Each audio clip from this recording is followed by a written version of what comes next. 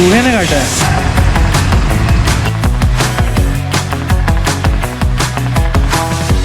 Hello guys, स्वागत है आप सभी का आज के एक और नए व्लॉग में। तो आज का व्लॉग होने वाला है हमारी कॉन्टिनेंटल जीटी की सर्विस। तो बेसिकली मैंने अभी तक बाइक की सिर्फ फर्स्ट सर्विस कराई है और उसके बाद मुझे टाइम ही नहीं मिला सर्विस कराने का। तो सबसे बड़ा इशू जो बाइक में हुआ है, बैटरी पूरी तरीके से ड्रेन हो गई है। तो अभी हम जा रहे हैं रॉयल एनफील्ड के सर्विस सेंटर। वहाँ जाके पता चलेगा कि बाइक में क्या क्या इशू है, क्या काम है, क्या सर्विस कॉस्ट आई है।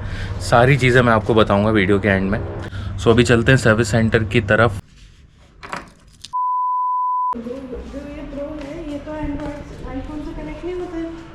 क्यों नहीं होता?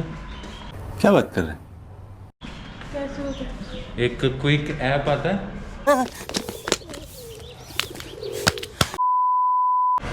क्विक ऐप में ये जैसे क्लाउड स्टोरेज जैसे ये पूरा अपलोड हो जाएगा। अभी भी रिकॉर्डिंग चल रहा है। हाँ, तो मैं डालूंगा नहीं। बेटे आदत हो गई है।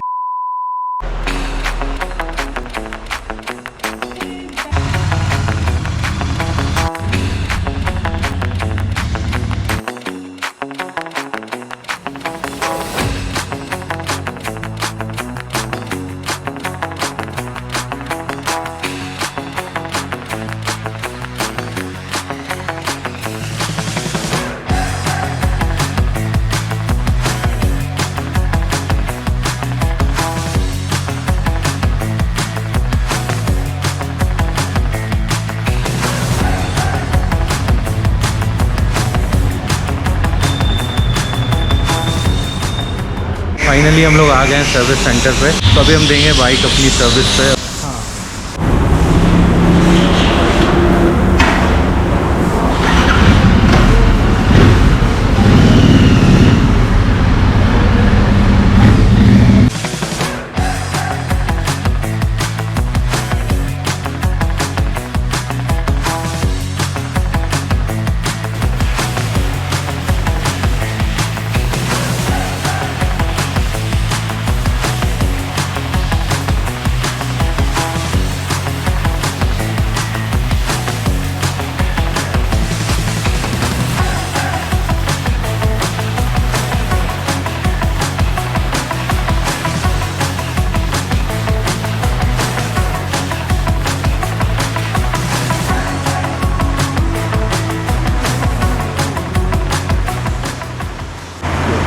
ये रिले सर्किट क्या काम करता है वैसे? मतलब ये कोई सर्किट या तो लूज है या अच्छा। ओपन है। एरर आती है कि नहीं? ABS वायर करंट वाला। और एक और एरर आई है जैसे कि अभी आप देख सकते हो, मुझे नहीं पता स्क्रीन पे दिख रहा है कि नहीं। तो ABS वायर जो है फ्रंट का, उसका भी इशू है।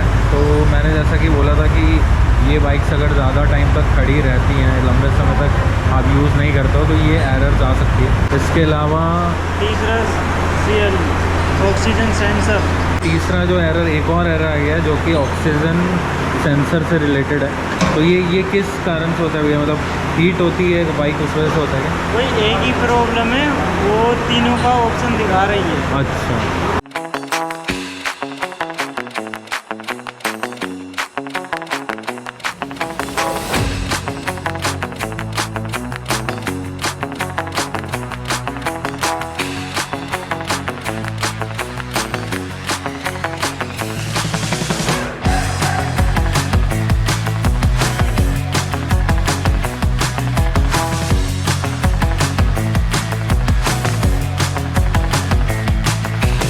तो फ्रंट व्हील के ABS का जो इशू आ रहा था उसको रिजॉल्व करने के लिए यही एक ऑप्शन है। तो व्हील घुमाने का रीज़न यहाँ पे ये है कि जो भी कोई एरर होगी वो इस मशीन में आ जाएगी जिससे ECU कनेक्टेड है। तो एक बार फिर से देखिए, पूरी बाइक लीन कर दी है मेन टाइम पे और अब रेयर व्हील भी घुमा के चेक हो रहा है। तो मेरा यही सजेशन है कि अगर आप इस सेगमेंट की बाइक्स ले रहे हो तो ट्राई करो कि ज़्यादा लंबे टाइम तक बंद ना रहें बाइक्स। फ्रीक्वेंट उनको स्टार्ट करके एक छोटा राउंड तो ज़रूर लेना अगर आप लॉन्ग टर्म में यूज़ नहीं कर पा रहे हो बाइक। तो मैंने काफ़ी टाइम से बाइक को यूज़ नहीं किया था। बैटरी तो हमारी ओके दिखा रही है।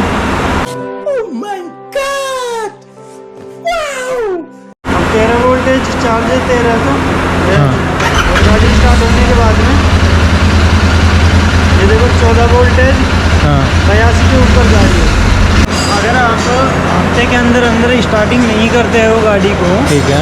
तो हमेशा कोई भी बाइक है, हाँ। रॉयल इनफील्ड की आप कोई भी बाइक ले लो, हाँ हाँ तो उसकी बैटरी डाउन होती ही होती है। हाँ। क्योंकि अगर हमारी गाड़ी चाबी भी ऑफ है, हाँ। फिर भी हमारी गाड़ी के अंदर पूरी के अंदर लाइट रहती है। ठीक है। ठीक है, खाली हमारा क्या करता है मेन स्विच, बाकी वायरिंग में तो पूरा ईसू में भी जाती है, इंजेक्टर में भी जाती है, लेकिन ऑन ही तो नहीं होते।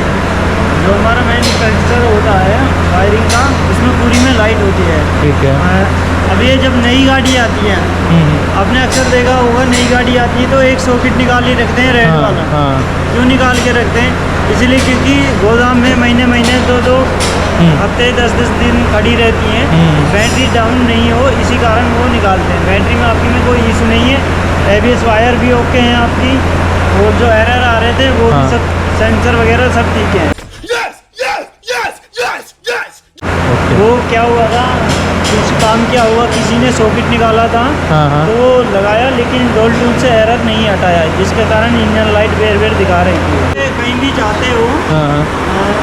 तो गाइज अगर आप भी एक कॉन्टिनेंटल जीटी या इंटरसेप्टर ओन करते हो, आपके साथ भी ये प्रॉब्लम है कि काफ़ी लंबे टाइम तक आप बाइक स्टार्ट नहीं कर रहे हो, तो ये कपलर निकाल देना। तो ये जो कपलर इस तरफ आपके टूल बॉक्स के नीचे आपको दिखेगा, इस कवर के अंदर, तो ये आप निकाल के और फिर महीना 2 महीने कितने दिन पड़ी रखना। ठीक है, तो आप अगर ये सॉकेट निकाल देते हो, उसके बाद अगर आप बाइक महीने भर 2 महीने, जब तक आपका मन है आप नहीं चला पा रहे हो, तब तक कोई दिक्कत नहीं होगी, बैटरी डाउन नहीं होगी। और ये जो इशू आ रहे हैं बैटरी डाउन होने की वजह से कि आपको सीधा जंप स्टार्ट करना पड़ रहा है, बैटरी चेंज ही करनी पड़ रही है क्योंकि बैटरी में काफ़ी इशू आ रहा है, तो ये सारी चीज़ें नहीं होगी। आपको बस वो जो अभी भैया ने रेड कलर का सॉकेट दिखाया था, ये आपको टूल बॉक्स के जस्ट नीचे इस कवर के अंदर मिलेगा, ये आपको निकाल देना।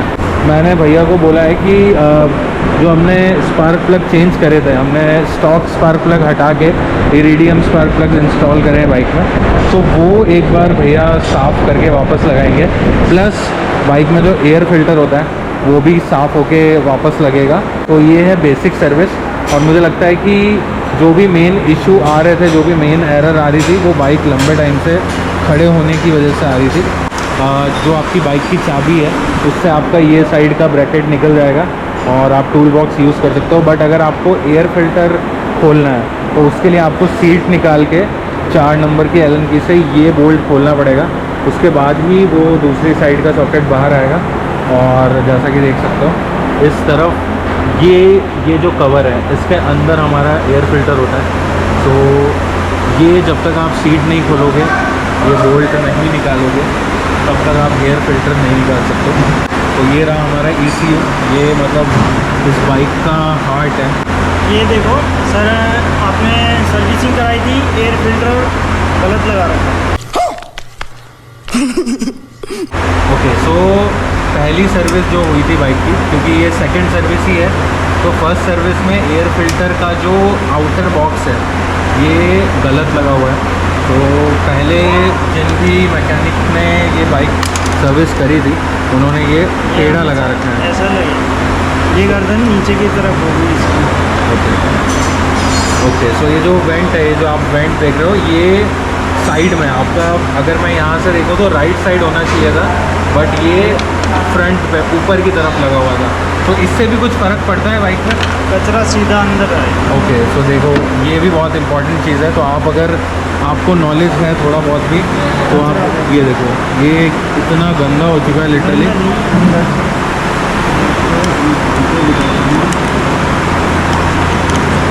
अंदर से काफ़ी, ये देखो भाई साहब, ये देख रहे हो आप लोग, एक एयर फिल्टर का डक्ट अगर उल्टा लगा है तो इतना नुकसान हो सकता है आपकी बाइक के अंदर।